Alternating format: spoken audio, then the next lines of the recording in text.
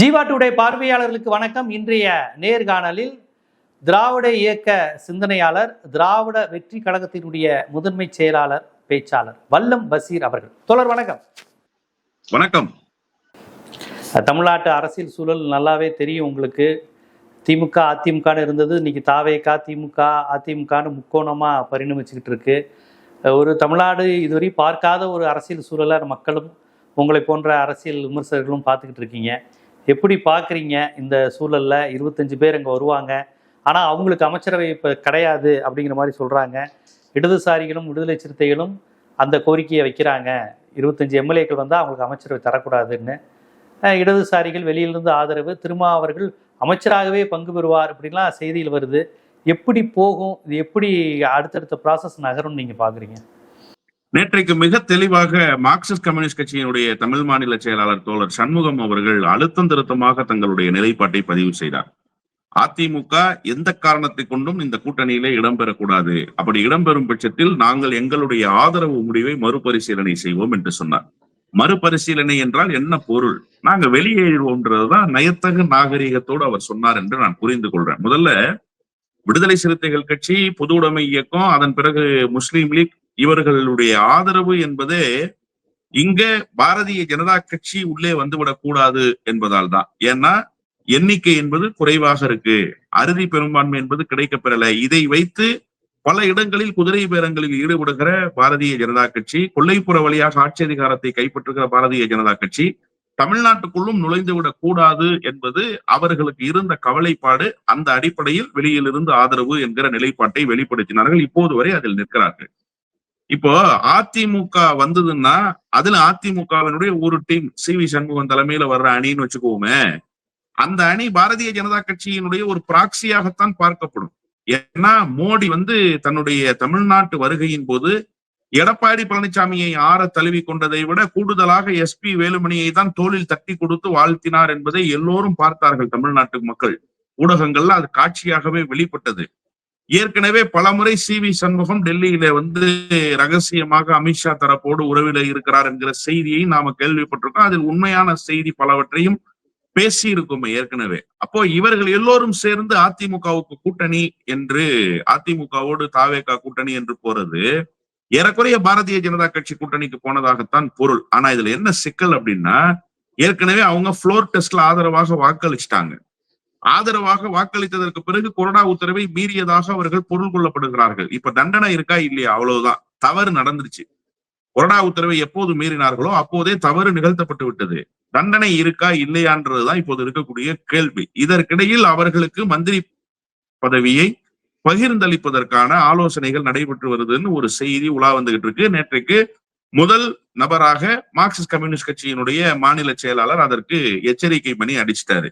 ஆனா இன்றைக்கு இந்த எச்சரிக்கை மணி அடித்ததற்கு பிறகு ஒரு குரலை வெளிப்படுத்துறாரு. என்ன வெளிப்படுத்துறாருன்னா, நீங்க எல்லாம் மந்திரி சபையில இடம்பெறணும், அமைச்சரவையில அங்கம் வகிக்கணும் அப்படின்னு சொல்றாரு. ஏன் இத்தனை நாட்களாக இந்த குரலை வெளிப்படுத்தாத ஆதவ் நேற்றைக்கு மார்க்சிஸ்ட் கம்யூனிஸ்ட் கட்சி ஒரு கருத்தை வெளிப்படுத்தியதற்கு பிறகு இன்னைக்கு சொல்றாரு அப்படின்னா, நான் என்ன புரிஞ்சுக்கிறேன் அரசியல் ரீதியானா, நீங்க வெளியில இருந்தா இந்த மாதிரி நிபந்தனைகள் எல்லாம் வைப்பீங்க, நெருக்கடியை கொடுப்பீங்க, உள்ள வந்துட்டா உங்களால இந்த நிபந்தனைகளை வைக்க முடியாது, அதனால தயவு செய்து நீங்க உள்ள ஒரு மந்திரியை வாங்கிக்கிட்டீங்கன்னா செட்டில் ஆயிருவீங்க, எங்களுக்கு எந்த டிஸ்டர்பன்ஸ் இருக்காது, நாங்க ரொம்ப ஃப்ரீ ஹேண்டா இந்த அரசை கொண்டு செலுத்த முடியும் என்கிற மனநிலைக்கு அவர்கள் வந்திருக்கிறார்கள் என்பதைத்தான் இன்றைக்கு ஆதவினுடைய குரல் உணர்த்துது. இதற்கிடையில என்னன்னா, எனக்கு ரொம்ப விந்தையாக இருந்தது, வருத்தமாகவும் இருந்தது. அதிமுகவினுடைய ஒரு பகுதி இங்கே சேராது அப்படின்னு யாரு சொல்லணும்? ஏற்கனவே நேற்றைக்கு பொது உடைமை இயக்கம் கண்டனம் தெரிவிச்சிருக்கு. அண்ணன் திருமா ஏற்கனவே என்ன சொன்னாரு? பொது உடைமை இயக்கத்தினுடைய முடிவை ஒட்டித்தான் நான் முடிவெடுக்க போறேன். 2016 மக்கள் நல கூட்டணியிலிருந்து நாங்கள் தொடர்ச்சியாக டிராவல் பண்றோம் ஒன்னாகவே, அதனால அவர்களுடைய முடிவு தான் என்னுடைய முடிவுன்னு அண்ணன் திருமா சொன்னார் இல்லையா? இப்ப நேற்றைக்கு அவர்கள் கண்டனம் தெரிவித்ததற்கு பிறகு இன்னைக்கு அவரும் அதை தொடர்ச்சியாக கண்டனம் தெரிவிச்சிருக்கணும்ல. ஆனா என்ன பண்றாருன்னா, தாவேகா மறுக்க வேண்டிய செய்தியை விசிகா மறுக்குது. அதுதான் இங்க இருக்கக்கூடிய மிகப்பெரிய வருத்தமே. அண்ணன் திருமா ஏன் ஸ்போக்ஸ் பர்சனா மாறி போனான்னு தெரியல. இன்னைக்கு அயோத்தி தாசரினுடைய சிலைக்கு மாலை அணிவித்து விட்டு அண்ணன் திருமா பத்திரிகையாளர்களை சந்திக்கிற போது எனக்கு ஆதாரபூர்வமான தகவல் வந்திருக்கு, அதிமுக தாவேகா கூட்டணியில இடம்பெறாது அப்படின்னு தாவேகா சொல்ல வேண்டிய கருத்தை அண்ணன் திருமா முந்தி கொண்டு சொல்கிறார். அப்ப கூட்டணியில நீங்க அங்கம் வகிக்கிறீங்க, இப்ப நீங்க மந்திரி சபையில இடம்பெற போறீங்களா அப்படின்னா நாங்க கலந்தாலோசனை செய்து முடிவெடுப்போன்றார். கடந்த 4 நாட்களாக அண்ணன் திருமா ஒரு தடுமாற்றத்துக்கு ஆளானார். முதல் நாள் சொன்னாரு, ரிலையபிள் சோர்ஸ் என்கிட்ட பேசினாங்கன்னு சொன்னார் ஒரு பிரதான ஊடகத்துல. மறுநாள் பத்திரிகையாளர்களை சந்திச்சு அது ஒரு கிசு கிசுன்னாரு. அப்ப ரிலையபிள் சோர்ஸ் 12 மணி நேரத்துக்குள்ளாக கிசு கிசுவாக மாறி போன ரகசியம் என்னங்கிறத அண்ணன் திருமாதான் இந்த நாட்டு மக்களுக்கு சொல்லியாக வேண்டிய கட்டாயம் இருந்தது. மொத்தத்தில் எப்படியாவது பொது உடைமை இயக்கத்தையும் முஸ்லீம் லீக் போன்ற தங்களுக்கு ஆதரவு அளித்திருக்கக்கூடிய கட்சிகளினுடைய வாயை அடைக்க வேண்டும். அவர்களை கொள்கை ரீதியாக நாம் நிறுத்திவிட்டால், அவர்களை கூட்டணிக்கு வெளியில் நிறுத்தி வெளியிலிருந்து ஆதரவு என்கிற நிலைப்பாட்டை ஏற்றுக்கொண்டால் எப்போதும் அவர்கள் நமக்கு தொந்தரவாகவே இருப்பார்கள் என்கிற அந்த நிலைக்கு தாவேகா தரப்பு வந்திருக்கிறது. அதனால சொல்லுவாங்கல்ல, இந்த ரொம்ப கொச்சையாக சொல்லணும்னு சொன்னா அந்த நாய்க்கு பிஸ்கெட் போடுற மாதிரி போட்டா அந்த நாய் குலைக்கிறத நிறுத்திடும்னு நினைக்கிறாங்கன்னு நினைக்கிறேன். ஆனா கொள்கை ரீதியாக இயங்குபவர்கள் அப்படியெல்லாம் தங்களுடைய கொள்கைகளை விட்டுவிட மாட்டார்கள்.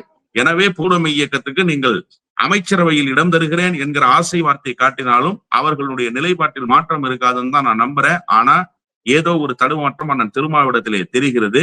அண்ணன் திருமா நல்ல முடிவை எடுக்க வேண்டும் என்று என்னுடைய ஆசையை நான் ஜீவாட்டுடைய வாயிலாக அண்ணன் திருமாவுக்கு வெளிப்படுத்துறேன். இல்ல இப்ப விடுதலை சிறுத்தைகளின் தலைவர் திருமாவளவன் அவர்கள் அதிமுகவினுடைய அந்த ஒரு அணி இங்க சேராது, அவங்க கூட்டணியில சேர மாட்டாங்கன்னு சொல்றாருன்னா ஏன் அப்படி இருக்கக்கூடாது? அப்ப இவர் சொல்றாருன்னா ஏதோ விஜய்கிட்ட இருந்து இவருக்கு செய்தி வந்திருக்குன்னு தானே அர்த்தம். இப்ப பாஜகவுடைய பிராக்சி டீம் இங்க வராதுங்க, இது விசிகே லெப்ட் ஆதரவுடன் நடைபெறுகின்ற ஒரு முற்போக்கான ஆட்சின்னு அவர் சொல்றாரு அப்படிங்கிறத பாசிட்டிவா உங்களால ரிசீவ் பண்ணிக்க முடியலையா? இல்ல, நேற்றைக்கு தோழர் பே சண்முகம் ஏன் ஒரு கண்டனத்தை தெரிவிக்கிறார்? அப்ப அவருக்கு விஜயிடமிருந்து வராத தகவல் அண்ணன் திருமாவுக்கு வந்துருச்சாங்கிற கேள்வி இருக்குல்ல. நேற்றைக்கு என்ன செய்தி? இன்னும் 2 நாட்களில் அமைச்சரவை விரிவாக்கம் நடைபெற போகிறது. வேலுமணி தரப்பு அமைச்சரவையில் பங்கேற்கிறது. லீமா ரோஸ் உள்ளிட்ட 8 பேர் அமைச்சரவையில இடம்பெற போறாங்க அப்படிங்கிறது நேற்றிலிருந்து வந்து கொண்டிருக்கிற செய்தி. இது உண்மையாகவும் இருக்கலாம், பொய்யாகவும் இருக்கலாம். இப்ப இந்த சந்தேகம், இந்த கேள்வி வந்ததற்கு பிறகு ஒரு கண்டனத்தை துவக்கத்திலேயே தெரிவிச்சு, இங்க பாருங்க இது ரொம்ப தப்பு அப்படின்னு சொல்லிட்டார்ல, அண்ணன் திருமாவும் அதை சொல்லணும்ல. அண்ணன் திருமா ஏன் அமைதியா இருந்தாருன்னு கேட்கிறேன். பொதுவுடைமை இயக்கத்தை பின்பற்றி தானே அண்ணன் திருமா இந்த கூட்டணி ஆதரவுங்கிற நிலைப்பாட்டை எடுத்தாரு. அததானே சொல்றாரு. பேபி என்கிட்ட பேசினாரு, பேசும்போது உங்க நிலைப்பாடுதான் என்னுடைய நிலைப்பாடுன்னு நான் அவர்கிட்ட சொன்னேன்னாரு. அதே நேரத்துல மல்லிகார்ஜுன கார்கே பேசினாரு, அவர்கிட்டயும் உங்க நிலைப்பாடுதான் என் நிலைப்பாடுன்னு சொன்னேன்னாரு அண்ணன் திருமா. இப்ப மல்லிகார்ஜுன கார்கேவினுடைய நிலைப்பாட்டை அண்ணன் திருமா ஏத்துக்கிட்டாரா, பேபியினுடைய நிலைப்பாட்டை அண்ணன் திருமா ஏத்துக்கிட்டாராங்கிறது ஒரு $1 மில்லியன் கொஸ்டின். அது ஒரு பக்கம் வச்சிருவோம். இந்த நம்பிக்கையை நீங்க ஏன் வெளிப்படுத்துங்க? விஜயே ஒருவேளை உங்களிடத்துல பேசி இருந்தால் கூட நீங்க ஏன் அதை சொல்லணும்னு கேட்கிறேன். தாவேகா தானே சொல்லணும். ஏன் ஆதவுக்கு இன்னைக்கு காலையில அமைச்சரவையில் இடம்பெறுவதற்கு அழைப்பு விடுக்க முடிந்த ஆதவால், இல்ல அதிமுகவினுடைய ஒரு பார்ட்டி எங்க கிட்ட வரலங்க, அவங்க எங்களுக்கு ஃப்ளோர் டெஸ்ட்ல ஆதரவு தெரிவிச்சதோடு முடிஞ்சிருச்சுங்க அப்படின்னு சொல்றதுக்கு என்ன சிக்கல்? இல்ல அப்படி ஒரு பேச்சு இல்ல, அந்த செய்தி ஊதி பெரிதாக்கப்படுகிற பிம்பம் அப்படின்னு ஏன் சொல்ல முடியல ஆதவால? எது தடுத்தது ஆதவ? அதுதான் இங்க இருக்கக்கூடிய கேள்வி. நான் பாசிட்டிவாவே அண்ணனை பாக்குறேன். அண்ணன் திருமா ஒரு இன்டெலெக்சுவல் லீடராகவே நான் புரிஞ்சுக்கிறேன். அதனாலதான் அண்ணன் திருமாவை நான் என்னுடைய ஆசையை வெளிப்படுத்துறேன்னு சொல்றேன். அண்ணன் திருமாவுக்கு நான் கண்டனம்னு சொல்லல, அண்ணன் திருமா செய்திருக்கிற முடிவு தவறுன்னு சொல்லல. இப்போதும் அவர் செய்கிற தவறை நாம் என்ன செய்யறோம்னா, 2-3 நாட்களாக பல ஊடகங்கள்ல என்ன கேட்கிறாங்கன்னா, அண்ணன் திருமாவை மயிலிறகாலேயே வருடி கொடுத்துக்கிட்டே இருக்கீங்களே, இவ்வளவு தவறுகளை செய்கிறாருன்னு கண்ணுக்கு தெரிந்து தமிழ்நாட்டுல விமர்சனம் ஆகுதுன்னாங்க. அந்த விமர்சனத்துக்கான வாய்ப்பை ஏன் அண்ணன் திருமா உருவாக்குறாருன்னு தான் தெரியல. ஏன் இந்த தடுமாற்றத்துக்கு அவர் ஆளாகி இருக்கிறாருன்னு தான் தெரியல. இப்படியே போனா அவர் அவருடைய கிரெடிபிலிட்டியை இழக்கிறாரு. அண்ணன் திருமா அவர் ஒரு ஸ்டேட்ஸ்மேன், தமிழ்நாட்டினுடைய அரசியல் களத்தில் அவர் ஒரு ஸ்டேட்ஸ்மேன். அவர் இன்னொரு கட்சிக்கு ஸ்போக்ஸ்மேனா மாறக்கூடாது. அதுதான் எனக்கு இருக்கக்கூடிய வருத்தம். அவர் தாவேகாவுக்கு இன்னைக்கு ஸ்போக்ஸ் பர்சனா மாறாரு. இதை வைகோ செய்வாரு வழக்கமா. எந்த கூட்டணிக்கு போறாரோ அந்த கூட்டணியுடைய ஸ்போக்ஸ் பர்சனா, செய்தி தொடர்பாளரா மாறுவாரு. அதிமுகவை தாக்கினால் அதிமுகவுக்கு முந்தி கொண்டு இவர் திமுகவை தாக்குவாரு.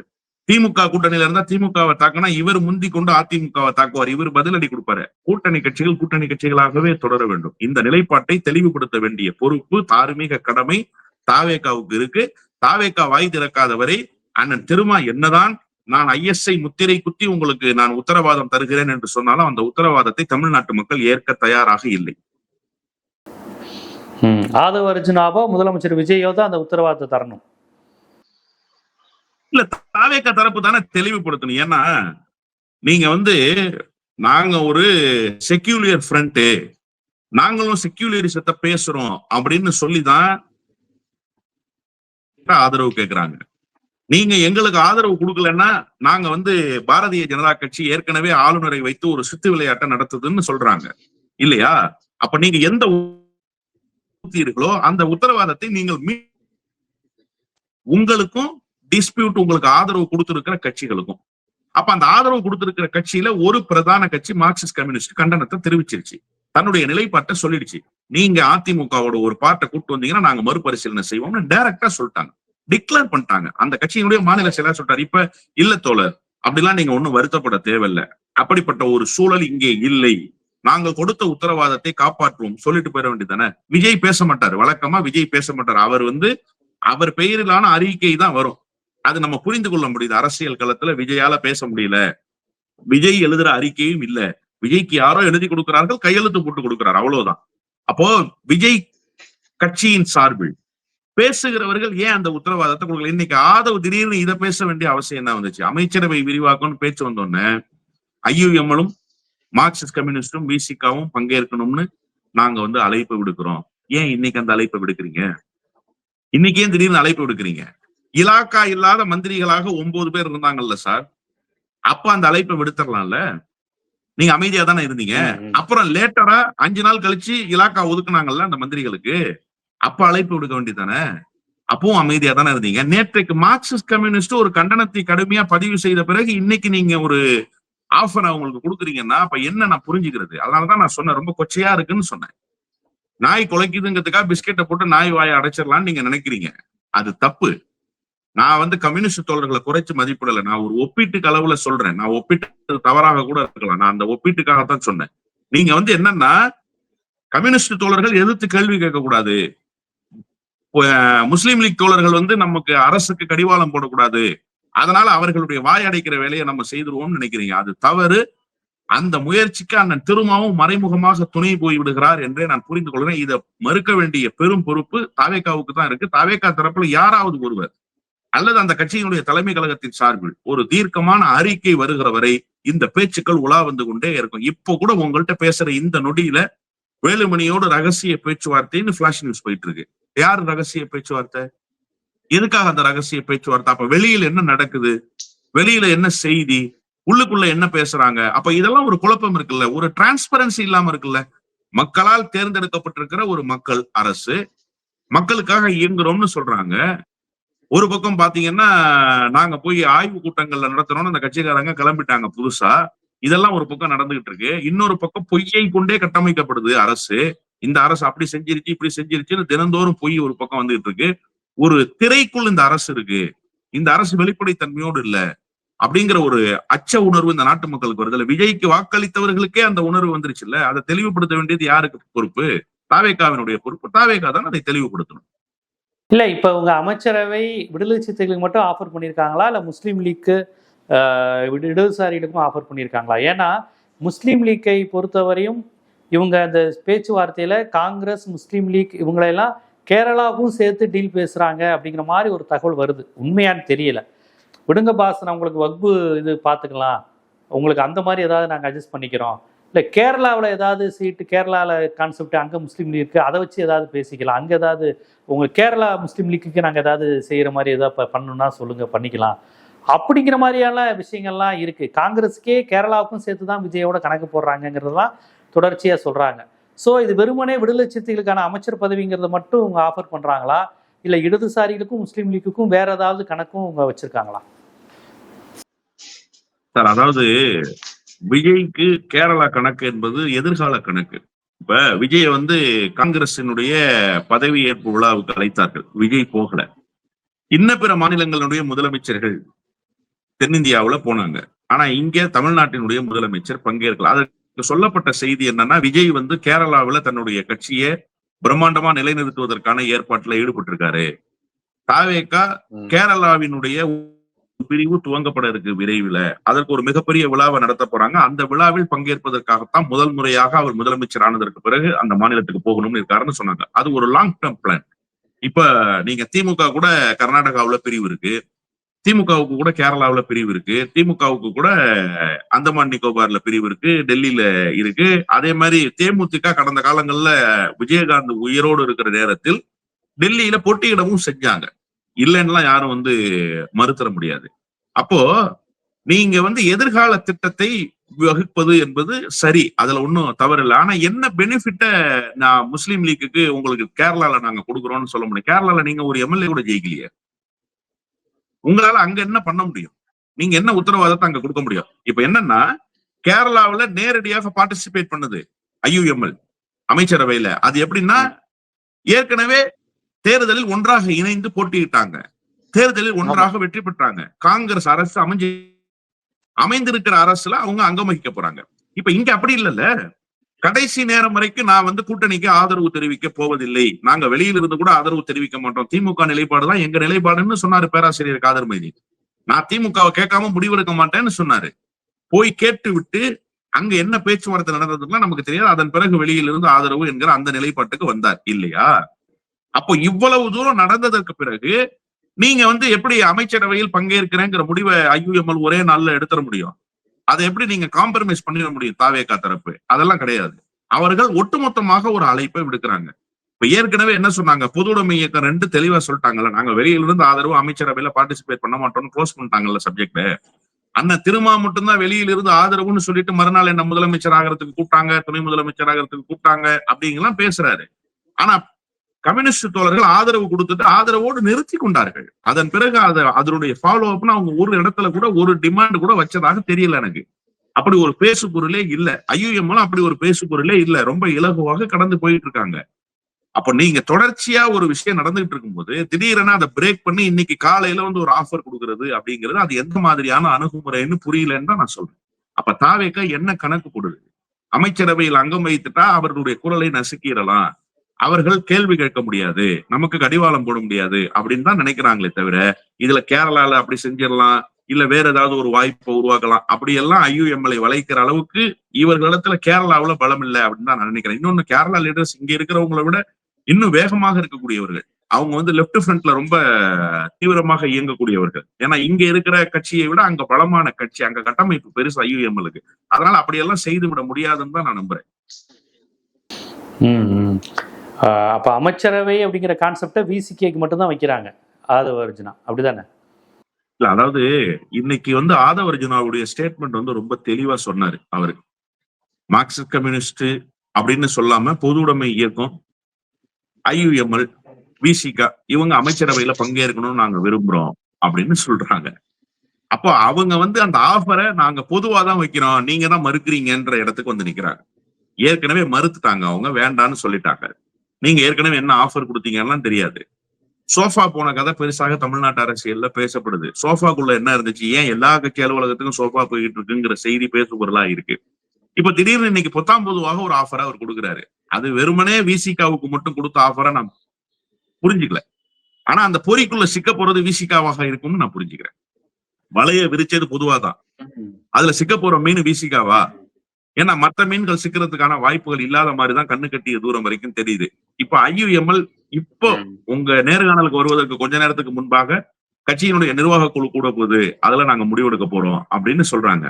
இப்ப ஏற்கனவே எடுக்கப்பட்ட முடிவு, ஏற்கனவே தீர்க்கமாக சொல்லப்பட்ட ஒரு செய்தி, திடீரென இப்ப இன்னைக்கு ஒரு அறிவிப்பு வந்த பிறகு நிர்வாக குழு கூடுது, நிர்வாக குழுல நாங்க பேசி முடிவெடுக்கிறோம் அப்படின்னா அப்ப ஏதோ ஒரு மாற்றம் நிகழ்வதற்கான ஒரு பொது அழைப்பை ஆதவ் எடுத்திருக்கிறார்.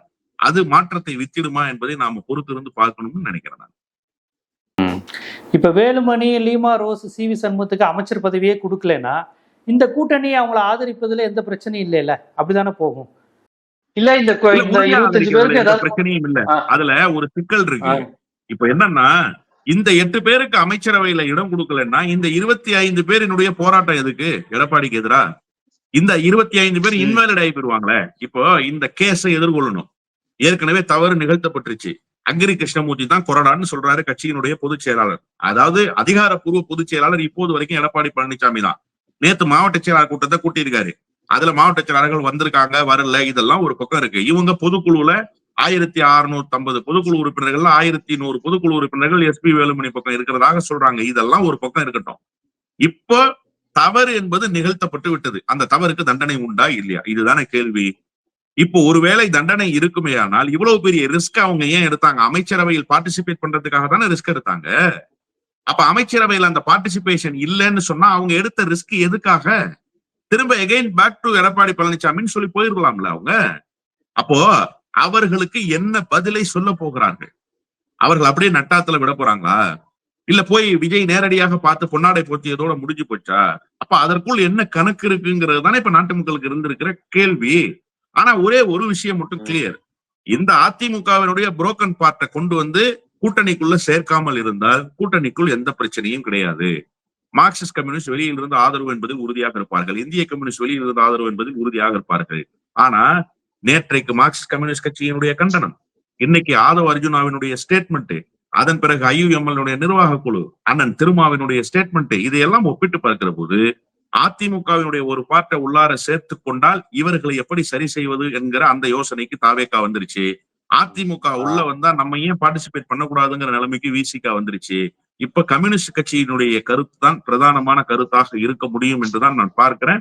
என்னை பொறுத்தவரையில் அதிமுகவினுடைய ஒரு பார்ட்டை அகாமடேட் பண்ணுவாங்க, அகாமடேட் பண்ணாம இருக்க மாட்டாங்க. ஏன்னா 144 ஒரு லார்ஜ் நம்பர். அந்த நம்பரை தக்க வைக்கணும்னு விஜயினுடைய தரப்பு கருதுவார்கள். எனவே அவர்களுக்கு உண்டான வாய்ப்பையும் உருவாக்கி கொடுத்து விட்டு இங்க இருக்கிறவங்கள பேசுறவங்கள வாயடைக்கிறதுக்கு உண்டான வேலையை செய்வாங்க. சார் நம்பர்ஸ் தான் சார் விஜய்க்கு தேவை, கொள்கை தேவையில்லை, கோட்பாடு தேவையில்லை. இது பொதுவுடைமை இயக்கத்தினுடைய ஆதரவில் இயங்குகிற அரசாக இருந்தால் என்ன, அதிமுகவினுடைய ஒரு பிரிவினுடைய ஆதரவில் இயங்குகிற அரசாக இருந்தால் அரசு இயங்கணும், அரசு அந்த விஜய் தலைமையில இயங்கணும், அவ்வளவுதானே. அவர் என்ன பொதுவுடைமை இயக்கத்தினுடைய தோழரா? அவர் என்ன சங்கரையாவை படிச்சுட்டு வந்திருக்கிறாரா? அவர் என்ன ஜோதி பாசுவை பார்த்துட்டு வந்திருக்காரா? அவர் என்ன காரல் மார்க்ஸ் லெனினுடைய தத்துவத்தை தாங்கி வந்திருக்காரா? அதெல்லாம் ஒண்ணும் இல்ல, அவருக்கு அது தேவையும் இல்லை. அப்ப இந்த 25 ஏன் இலக்க பெறணும்? வெறும் 2க்காக 25 லாஸ் பண்ணுவாங்களா? நம்ம அந்த கணக்குக்கு வருவோம், இயல்பாக பேசுவோம், கோட்பாடு தத்துவத்தை எல்லாம் விட்டுருவோம். 2+2 கம்யூனிஸ்ட் 4 தானே சார், 4க்காக 25 இலக்கணும். அண்ணன் திருமாவை சரி பண்ணிக்க முடியும், முஸ்லீம் லீக்க சரி பண்ணலாம்னு நினைக்கிறாங்க. ஒருவேளை சரி பண்ண முடியலன்னா லாஸ் 6 தான். ஆனா இங்க 25 இருக்கு. 25 அண்ணன் திருமா 2, 27ன்றது கூடுதல் பலம் இல்லையா? எனவே இதை நோக்கித்தான் தாவேகா நகரும்னு தான் நான் புரிஞ்சுக்கிறேன். பார்ப்போம். பவர் பாலிடிக்ஸ், ஐடியாலஜி எல்லாம் கலந்து பேசியிருக்கீங்க. ஆனால் இப்போ நடக்கிறது முழுக்க பவர் பாலிடிக்ஸ் தான். இப்போ எஸ்பி வேலுமணிக்கும் லீமா ரோஸுக்கும் அமைச்சர் பதவி இல்லைன்னா அவங்க சும்மா இருக்க மாட்டாங்க. எந்த ஆதாயம் இல்லாமல் அந்த ஆதரிச்சிக்க வேண்டிய அவசியம் இல்லைங்கிறீங்க, லீமா ரோஸ், வேலுமணி எல்லாருமே.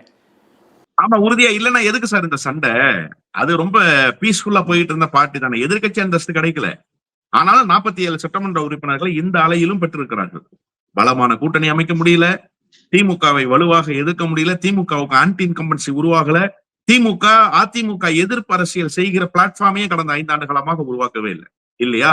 இது எல்லாவற்றையும் கடந்து 47 சட்டமன்ற உறுப்பினர்களை பெற்றிருக்கிறார்கள்னா அதுவும் இன்னும் வலிமையெல்லாம் பெருசாலாம் இழந்துடல. ஏதோ ஒரு வலிமை, அந்த கட்சிக்கான வலிமை அது நிலை பெற்றே இருக்கு. அப்ப ஏன் இந்த சண்டைன்னா, இனிமேல் இந்த கட்சி அதிகாரத்துக்கு வராது. இந்த ஒரு பொன்னான வாய்ப்பை பயன்படுத்தி கொண்டு 70 கோடி 80 கோடி செலவு செய்து சட்டமன்ற உறுப்பினர் ஆக்கியிருக்கோம், அதை பிரயோஜனமா எதையாவது செஞ்சிருவோம் அப்படின்றதுதான் அவர்களுடைய நோக்கம். அந்த நோக்கத்தை எப்படி சரி செய்ய முடியும்னு பார்க்கும்போது தாவேகா ஆதரவுக்கு வர்றாங்க. இப்ப தாவேகா மந்திரி பதவி கொடுக்காதுன்னா ஏன் தாவேகாவுக்கு ஆதரவு கொடுத்துட்டு அவங்க ரோட்ல நிக்கணும்? நல்லா ஜம்முன்னு போய் எம்ஜிஆர் மாளிகையில உட்கார்ந்து இருக்கலாமே, ஒண்ணு கெட்டு போகலையே, கட்சி இன்ஃப்ராஸ்ட்ரக்சருக்குள்ள நிக்கலாமே, அதற்கு உண்டான வேலையை செய்யலாம். அப்போ இவர்களை நம்பி நட்டாத்துக்கு அவர்கள் வந்திருக்கிறார்களா அல்லது விஜய் இவர்களை நம்ப வைத்து கழுத்தறுத்திருக்கிறார்கள் நம்ம பொறுத்து வந்துதான் பார்க்கணும். இப்ப PM ஸ்ரீ மாதிரி விஷயத்துல எல்லாம் கையெழுத்து போடுவாருன்னு நம்பி பாஜகவுடைய மாணவர் பிரிவெல்லாம் அறிக்கை விடுறாங்களே, அதெல்லாம் முதலமைச்சர் சாதகமா தான் இருக்காரு. PM ஸ்ரீ எல்லாம் கையெழுத்து போட்டுருவாருன்னு ஒரு அறிக்கையை அவ்வளவு வெளிப்படையா ஊடகங்களை சொல்றாங்களே ABVP. இல்ல, அதாவது மாணவர் அமைப்பான ABVP நேர்காணலை நான் பார்த்தேன். கோட்டையில போய் அவங்க சந்திச்சுட்டு வெளியில அந்த மாணவர் அமைப்பு ஒரு பெட்டியை கொடுக்குறாங்க. முதல்ல இவங்களை சந்திச்சதே தவறு. ஏன் சந்திக்கணும் விஜய்? ABVP மாணவர் பிரிவை சந்திக்க வேண்டிய அவசியம் என்ன? ஐசி கோஸ் யாருன்னு தெரியுமா? நேருவின் பெயரால் அமைந்திருக்கிற பல்கலைக்கழகம். அந்த பல்கலைக்கழகத்தில் நடந்த கலவரம் தெரியுமா? மண்டை பிளக்கப்பட்டு ரத்தம் சுட்ட சுட்ட அந்த மாணவி பத்திரிகையாளர்களை சந்திச்சாரு. என்னுடைய கடைசி சொட்டு ரத்தம் இருக்கிற வரை இங்க மதசார்போடு பல்கலைக்கழகத்துக்கு காபி சாயம் பூசுவதை நான் அனுமதிக்க மாட்டேன்னு சொன்னாங்கல்ல. அந்த போராட்டத்தினுடைய வீரியம் என்னன்னு தெரிஞ்சிருந்தா அந்த மாணவியினுடைய நோக்கம் என்னன்னு தெரிஞ்சிருந்தா விஜய் ஏபிவிபியை சந்திச்சிருக்க மாட்டார். சார், தமிழ்நாட்டுக்குள்ள ஒரு முதலமைச்சர் ஏபிவிபியினுடைய பிரதிநிதிகளை சந்திக்கிறதுங்கிறதே ஒரு அவமானகரமான செயல்னு நான் பாக்குறேன். அப்ப அவர் சந்திச்சதே என்னன்னா நுழைவு வாயில் திறந்திருக்கு என்பதற்கான சாட்சி. இது ஒரு பக்கம் வச்சிருவோம். அவருக்கு ஜவஹர்லால் நேரு பெயரால் இயங்குகிற பல்கலைக்கழகம் தெரியாது, ஆயிஷி கோஷ் என்றால் யாருன்னு தெரியாது, அந்த மாணவர்களுக்குள் ஏன் சண்டை நடந்துச்சுன்றதெல்லாம் அவருக்கு தெரியாது. அவர் அப்பெல்லாம் ஷூட்டிங்ல இருந்தார், விட்டுருவோம். இப்போ கடந்த சட்டமன்றத்தில் முதலமைச்சராக இருந்த அண்ணன் மு.க. ஸ்டாலின் ஏன் பிஎம்ஸ்டி வேணான்னு சொன்னாரு. உங்கள்ட்ட இருக்கிற அதிகாரிகள்ட்ட கேட்கலாம்ல நீங்க. அப்ப பிஎம்ஸ்டி இல்ல அப்படின்னு சொல்லி நீங்க மறுக்கணும்ல. நாங்க அதை பரிசீலிப்போம் அப்படின்னு உங்களுடைய பள்ளி கல்வித்துறை அமைச்சர் 2 நாளைக்கு முன்னாடி சொல்றாரு. அப்போ 2 பக்கமும் டோர் ஓபன் ஆகுது. பள்ளி கல்வித்துறை அமைச்சரும் ஒரு டோரை ஓபன்ல வைக்கிறாரு, நீங்களும் ஏபிவிபியினுடைய பிரதிநிதிகளை பார்த்து அந்த டோரை ஓபன்ல வைக்கிறீங்க. அப்பனா என்ன நோக்கம்? பிஎம்ஸ்டியினுடைய கோட்பாடு என்னன்னு நீங்க தெரிஞ்சுக்கிட்டீங்களா? முதல்ல ராஜ்மோகன் சொல்றாரு, நாங்க இருமொழி கொள்கைக்கு தான் துணை நிற்போம், இருமொழி கொள்கை தான் தாவேகாவினுடைய கொள்கைன்றாரு. பிஎம்ஸ்டியினுடைய அடிப்படையே மும்மொழி கொள்கை தான். அப்ப நீங்க பிஎம்ஸ்டியை ஏத்துக்கிறீங்களான்னு கேட்கும் போது நாங்க ஆய்வு செய்து முடிவு. ஏன் என்ன ஆய்வு, வெங்காய ஆய்வு செய்ய போறீங்க? நீங்க ஆய்வு செய்ய வேண்டிய அவசியம் என்ன சார் இருக்கு? சார், இங்க எஜுகேஷனல் இன்ஃப்ராஸ்ட்ரக்சர் வெல் செட்டில்டா இருக்கு. இன்னும் சொல்ல போனா இங்க ஒரு புதிய கல்வி கட்டமைப்பை உருவாக்க வேண்டிய தேவை தமிழ்நாட்டுல இருக்கா சார்? இல்ல சார். கிராமங்கள் தோறும் ஊராட்சி ஒன்றிய தொடக்கப்பள்ளி, 3 கிலோமீட்டருக்கு ஒரு நடுநிலை பள்ளி, 5 கிலோமீட்டருக்கு ஒரு மேல்நிலை பள்ளி, 12 கிலோமீட்டருக்கு ஒரு உயர்நிலை பள்ளி, எல்லா கட்டமைப்பையும் இங்க கொண்டு வந்துட்டோம். இது அரசு ஸ்ட்ரக்சர். அரசு உதவி பெறுகிற பள்ளி உருவாக்கிட்டோம். மாணவர்களை கிராமப்புறத்திலிருந்து நகரப்புறத்துக்கு கல்வியை தேடி வருவதற்கான வாய்ப்பை உருவாக்கிட்டோம். எல்லாம் பண்ணிட்டோம். எந்த வீட்லயாவது புள்ள படிக்காம இருக்கா? எந்த ஸ்கூல்லயாவது ஆய்வகங்கள் இல்லாம இருக்கா? உயர்நிலை மேல்நிலை பள்ளிகள்ல 10th லெபார்டரி இருக்கு sir, well equipped laboratory sir, chemistry பிசிக்ஸ்க்கு. இந்த பிஎம்ஸ்டி என்ன சொல்லுதுன்னா, அரசு ஊராட்சி தொடக்கப்பள்ளி, அரசு மேல்நிலை பள்ளின்னு இருக்குல்ல, அதுக்கு முன்னாடி பிஎம்ஸ்டியை நாங்க சேர்த்துக்குவோம். வெறும் போர்டுக்கு பெயிண்ட மட்டும் அடிச்சு பிஎம்ஸ்டின்னு வச்சிருவோம், அதுக்கு உனக்கு நிதி கொடுப்போம் அப்படின்னு சொன்ன உடனே முதலமைச்சர் என்ன சொன்னாரு அன்னைக்கு அண்ணன் மு.க. ஸ்டாலின்? நீ 10,000 கோடி இல்ல 20,000 கோடி வேணாலும் கொடு, அல்லது கொடுக்க முடியாம போ, ஆனா உன்னுடைய திட்டத்தை நான் செயல்படுத்த மாட்டேன்னாரு. நேஷனல் எஜுகேஷன் பாலிசி தானே இம்ப்ளிமெண்டேஷன் பிஎம்ஸ்டி. என்இபி இம்ப்ளிமெண்டேஷன் தானே சார் பிஎம்ஸ்டி. அப்ப தேசிய கல்விக் கொள்கையை ஏற்குதா தமிழ்நாடு? என்ன பரிசீலனை நீங்க செய்ய போறீங்க? நீங்க பெயிண்ட் அடிக்காதீங்க, நாங்க அரசு பள்ளியாவே தொடர்றோம் அப்படின்னு அவங்கள்ட்ட கெஞ்ச போறீங்களா? இல்ல மும்மொழி கொள்கை இல்ல, எங்களது இருமொழி கொள்கை தான் அவங்கள்ட்ட சொல்ல போறீங்களா? ஏன் தர்மேந்திர பிரதான் அறுதி பெரும்பான்மை யாருக்கும் கிடைக்கல, விஜய் ஆட்சி அமைக்க போறாருன்னு தெரிஞ்ச அடுத்த நொடி அறிக்கை விட்டாரு? 1 வாரத்துக்குன்னு கெடு விதிச்சாரு சார், பிக்ஸ் பண்ணாரு சார். அவர் விதித்த கெடுவை இந்த அரசு ஏற்றிருக்கா மறுத்திருக்கா? இந்த அரசு ஏற்று இருந்தால் அதை வெளிப்படையா சொல்லுங்க. அதுக்கப்புறமா தமிழ்நாடு என்ன செய்யுதுன்றத பாத்துருவோம். இல்ல நீங்க மறுத்துட்டீங்கன்னா நேரடியா சொல்லுங்க. முதலமைச்சர் கடிதம் எழுதட்டும். எப்படி கேட்டாரு தர்மேந்திர பிரதான்? 1 வாரம் அவகாசம் விதிச்சாரு சார். ஏன் சார் விதிச்சாரு? ஏற்கனவே தமிழ்நாடு கிளாரிட்டியா சொல்லிருச்சு சார். ஆட்சி மாற்றம் வந்துட்டா தமிழ்நாடு மாறிடுச்சா? தமிழ்நாட்டினுடைய கோட்பாடு மாறிடுச்சா? அப்ப ஏன் அவர் கேட்கிறாரு? அதை சொல்லணுமா இல்லையா விஜய்? ஆட்சி தான் மாறி இருக்கு, ஆனாலும் நாங்க பெரியாரைத்தான் கொள்கை தலைவரா ஏற்றிருக்கோம், நாங்க அம்பேத்கரை தான் ஏற்றிருக்கோம், எங்களுடைய நிலைப்பாடு லெப்ட் தான், நாங்களும் செக்யூலரிசம் தான், உன்னுடைய மும்மொழி கொள்கையை பிஎம்ஸ்டியை ஏற்க முடியாது, கடந்த அரசு எடுத்த நிலைப்பாடு தான் என்னுடைய நிலைப்பாடு சொல்ல வேண்டியதானே? ஏன் வாய் மூடி கள்ள மௌனம் காக்குறீங்க? ஏபிவிபிக்கு ஒரு நம்பிக்கை கொடுக்குறீங்க. உங்களுடைய அமைச்சருடைய கருத்துல ஒரு இலகுவான கருத்தை ஒரு இடத்துல மென்மையா ஹேண்டில் பண்றது மாதிரி ஹேண்டில் பண்றாரு, நாங்க ஆலோசி பண்றாரு. என்ன சார் ஆலோசனை அது? அப்போ தேசிய கல்விக் கொள்கையை ஏற்கிறோமா மறுக்கிறோமான்ற நிலைப்பாட்டில் நீங்கள் உறுதி இல்லாம போனதுக்கான காரணம் என்ன? எனவே ஏபிவிபியை சந்தித்தது தவறு. அரசு மிக விரைவில், இன்னும் குறிப்பா நான் சொல்றேன், கல்வி அமைச்சரும் சரி முதலமைச்சரும் சரி இந்த விவகாரத்துல முடிவெடுக்கலன்னா உங்களுடைய கள்ள மௌனம், நீங்கள் செய்கிற தாமதம் தமிழ்நாட்டினுடைய கல்விக் கொள்கைக்கு மிகப்பெரிய பின்னடைவு ஏற்படுத்தும். சமச்சீர் கல்வியை கொண்டு போன மாநிலம் சார் தமிழ்நாடு. இந்திய துணை கண்டத்துக்கு திசை காட்டி இருக்கு சார் கல்வியில தமிழ்நாடு. நீங்க வெறும் சமச்சீர் கல்வின்னு ஒரே நாள்ல இம்ப்ளிமெண்ட் பண்ணல. அதற்கான பயணம் என்பது நெடிய பயணம். நீங்க யோசிச்சு பாருங்க, 96ல 2K என்கிற ஒரு பெரிய புரட்சி வரப்போது, சாப்ட்வேர்ல எல்லாரும் போய் பணியாற்ற போனா அந்த பணியின் மூலமாக வெளிநாடுகளுக்கு போறான்னு தெரிஞ்சு அரசு மேல்நிலை பள்ளிகளுக்கு கணினிகளை கொண்டு போய் சேர்த்த மாநிலம் சார் தமிழ்நாடு. 96ல கொண்டு போய் சேர்த்துட்டோம் சார். சிபியூனா என்ன, மானிட்டர்னா என்ன, கீபோர்டுனா என்ன, மவுஸ்னா என்ன, இது எதுவுமே தெரியாது சார் தமிழ்நாட்டுல. இந்தியாவில எவனுக்கும் தெரியாது சார். அரசு அலுவலகங்கள்ல, பேங்க்ல, கார்பரேட்ஸ்ல கூட கம்ப்யூட்டர் வரல சார். ஆனா பள்ளிகளுக்கு கொண்டு போய் சேர்த்தாச்சு சார் 96ல. 96 to 2001 கலைஞர் ஆட்சியில கொண்டு போய் சேர்த்த மாநிலம் சார் இந்த மாநிலம். இப்ப இந்த மாநிலத்தினுடைய கல்வியை மேம்படுத்துவதற்கு டெல்லி யார்? டெல்லி என்ன வியூகம் வச்சிருக்கு? உன் ஊர் பீகார்ல இருந்து இங்க வந்து பாத்துட்டு போறானே, காலையில போடுற சாப்பாடை பாத்துட்டு போறானே, நல்ல திட்டம் நாங்க செயல்படுத்துவதற்காக 100 அதிகாரிகள் அங்கிருந்து அனுப்பி வச்சிருக்கோம்னு சொல்றாரு நிதிஷ்குமார். அப்ப இங்க என்ன நீங்க வந்து மேம்படுத்த போறீங்க? இத சொல்ல வேணாமா? முதலமைச்சருக்கு ஒரு கோபம் வர வேணாமா? இயல்பா நீ யார் எங்களுக்கு கெடு விதிப்பதற்குன்னு கேட்க வேணாமா? அந்த கோபம் கூட வராத இவர்கள் யார் என்கிற கேள்வி இருக்கு. இவர்கள் சந்தேகத்துக்குரியவர்களாகவே இப்போதும் காட்சியளிக்கிறார். அப்ப பாஜகவுடைய ஆசைகள் நிறைவேற்றுகின்ற ஆட்சி மாதிரி பல்வேறு விஷயங்கள் நடக்கான ஒரு ஒரு முன் அறிவிப்புகள் தெரியுதுங்கிறீங்க. ஆனா அப்படி ஒரு கவர்மெண்ட்ல அமைச்சராக திருமாவளவன் இருப்பாரா அப்படிங்கிற கேள்வி வருது. ஆனா இந்த மாதிரி விஷயங்கள் வரும்போது அதுவும் நடக்குது. அப்படிங்கிறப்ப அரசியல்ல ரொம்ப விசித்திரமான காட்சிகளாக தான் இருக்கு. பார்ப்போம் இதை எப்படி போறாங்க, அடுத்த கட்டம் எப்படி போக போகுதுங்கிறத நாம பொறுமையாக தான் பார்க்கணும். அடுத்த கட்டம் என்னங்கிறத ஒவ்வொரு ஸ்டெப் பை ஸ்டெப்பாக பார்க்கணும். ஒவ்வொன்றுக்குமான ஒரு வரலாற்று ரீதியான, அரசியல் ரீதியான விரிவான விளக்கத்தையும் கொடுக்க வேண்டிய கடமை உங்களை போன்றவர்களுக்கு நிறையவே இருப்பதாக நான் பார்க்குறேன். நன்றி.